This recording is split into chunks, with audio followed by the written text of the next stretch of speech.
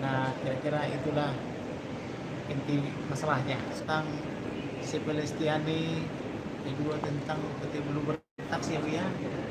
Kemudian bagaimana proses pemilikannya sebelumnya, kemudian bagaimana perpindahannya, ada namanya pemilik zero ya, kemudian pengurus, kemudian ada pesero gitu loh. Apakah dengan mundurnya pengurus otomatis mundur menjadi pesero gitu, kurang lebih begitulah pertanyaannya. Penegasan dari Ibu Mintarsi bahwa dengan dia mundur sebagai pesero pengurus bukan berarti mundur jadi pemegang saham gitu.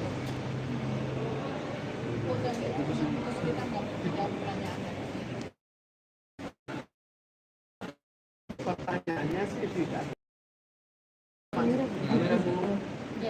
Yang ditanya itu hal-hal di akte. Jadi tinggal memberikan penelitian.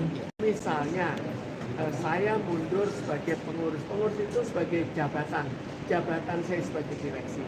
Terus bagaimana saya membuktikan? Saya membuktikan dengan semua surat yang saya berikan, baik yang saya berikan ke Pengadilan Negeri Jakarta Pusat, penetapannya, lalu juga Pengadilan Negeri Jakarta Selatan, dan jawaban dari mereka, jawaban dari Bluebird. Jadi itu sudah bukti bahwa semuanya bahkan sudah lewat prosedur pengadilan. Lalu selanjutnya masalah akte-akte. Jadi ini dibuat dalam bentuk akte. Saya keluar sebagai pengurus dalam hal jabatan saya sebagai direksi, tapi kenapa saham saya dihilangkan secara diam-diam? Jadi saya tidak pernah diundang.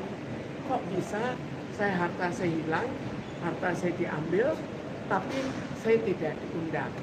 Lalu kita lihat dalam peraturan, kalau misalnya kita membuat suatu akte, itu harus disahkan. Dalam hal CV, disahkan ke Pengadilan Negeri Jakarta Pusat. Tapi ini tidak disahkan. Artinya apa? Kan sudah tidak sah.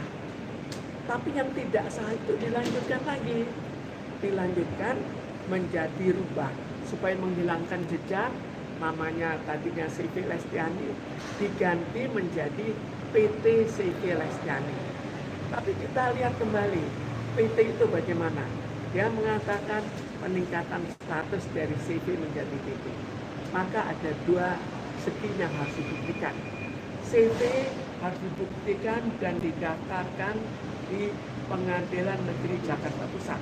Ini tidak didaftarkan, jadi tidak terdaftar, tidak dilegalisasi. Jadi artinya apa? Pengadilan Negeri Jakarta Pusat tidak mengakui. Kemudian dia menjadi PT.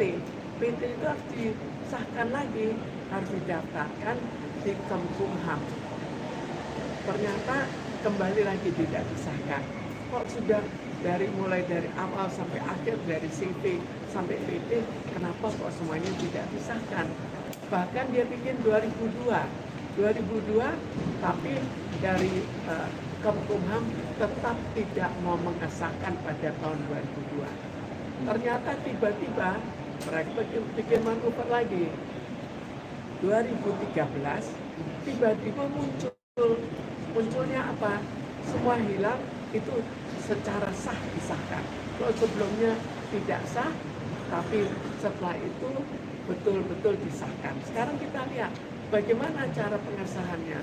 Pertama, lewat PTCP itu sebetulnya sudah jelas tidak sah karena Kemenkumham juga mengakui itu tidak sah. Karena itu makan waktu 11 tahun untuk akhirnya disahkan. Disahkan pakai cara apa? Itu pun caranya tidak melalui jalur hukum. Jadi kita bayangkan kalau suatu perusahaan ada namanya pemegang saham. Kemudian pemegang saham itu kan bersambung. Kalau misalnya pemegang sahamnya A, akte berikutnya A, kecuali kalau ada jual beli. Kalau tidak ada jual beli, maka ini tetap A. Tapi ini enggak. Mereka bikin daftar sendiri. Daftar sendiri kan tidak sah. Setiap orang bisa membuat daftar sendiri. Tapi kenapa disahkan? Ini yang saya persoalkan juga. Oke. Soalnya ini tidak menyinggung nama perorangan, menyinggung semua yang berkepentingan dengan Bluebird. Jadi sebetulnya termasuk saja, tapi tidak disinggung secara khusus. Ini dulu waktu awalnya dibuat oleh 4 keluarga. Itu awalnya ya. Kemudian entah bagaimana 2 keluarga minggir. Akhirnya tinggal 2 keluarga. Dari 2 keluarga itu, ini yang satu mengalami pemukulan, yang saya mengalami upaya penculikan. Jadi akhirnya dari 2 keluarga itu sekarang yang berkuasa setengah keluarga. Ya, tinggal satu persatu diusut. Kalau sudah diusut, bagaimana dengan Bluebird? Itu go public. Bagaimana dengan orang-orang yang punya saham? Soalnya ini kan belum tahap akhir. Jadi yang saya inginkan, saham saya diambil, kembalikan saham saya dulu. Itu yang nomor 1. Setelah dikembalikan, baru kita hitung-hitungan berapa sih hartanya. Masa saya nggak punya data apa-apa sudah bisa menghitung, kan juga susah.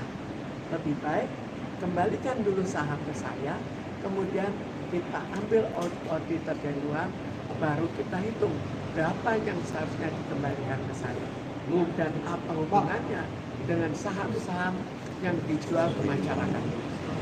Jadi begini, dimanapun mereka, termasuk di luar negeri, tentu ada upaya hukum untuk itu.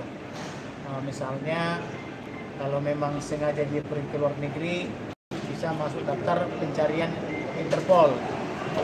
Nah, tapi saya rasa tidak mungkinlah dia ke luar negeri dalam keadaan perusahaan begini. Karena perusahaan itu bisa saja kita ambil kalau dia pergi ke luar negeri. Tapi saya rasa Bluebird seharusnya tidak begitu. Ini adalah kakak beradik dengan yang pemilik Bluebird, ibu ini juga pemilik Bluebird. Nah, seharusnya dibicarakanlah baik-baik, dibicarakan kekeluargaan. Toh selama ini keluarga ini tidak harmonis. Nah, barangkali di akhir hidupnya ini di akhir hidupnya para masing-masing yang boleh dikatakan sudah jam sore, semuanya bisa dibicarakan baik-baik, karena bicara baik-baik itu tentu sangat sulit, tapi apabila ada keinginan, ada ibu juga mau, tentu akan ada penyesuaian gitu. Udah, kalau memang dia tidak datang, ada di luar negeri, bisa red notice gitu. Kalau modus penghilangan sahamnya seperti apa? Modus penghilangan sahamnya, pertama Bluebird ya, apa namanya, CP Lestian ya. Jadi ibu ini punya saham sepertiga bagian. Ya, kemudian tingkatkan statusnya. Jadi PT Bluebird, PT CP Lestian ya. Nah, setelah PT hilanglah hak ibu ini. Nah, dari CP menjadi PT hilang haknya. Kemudian ada juga PT Bluebird Taxia, hak ini juga ada. Nah, tetapi kemudian lama-lama menjadi tidak ada, tidak nampak gitu loh. Jadi kira-kira seperti itulah gambaran penghilangan sahamnya. Tapi tentu ada kita berikan, contohnya dia mengundurkan diri dari pemegang saham. Ditulis tadi, mengundurkan diri dari pemegang saham. Tapi langsung diadakan rapat dan musyawarah dari notaris, dan notarisnya sudah mengaku bersalah, dikira ibu ini telah dibayar. Nah, kemudian notarisnya disuruh baca ulang. Oh iya, mengundurkan diri pemegang saham. Berarti kalau bukan pemegang saham, apa dia? Kalau pemegang saham pengurus mundur, apa pemegang saham juga masih ibu ini? Kalau mengundurkan diri dari jabatannya sebagai pesero pengurus itu, ya ibu ini tetap pemegang saham. Jadi ibu ini tetap pemegang saham sampai hari ini.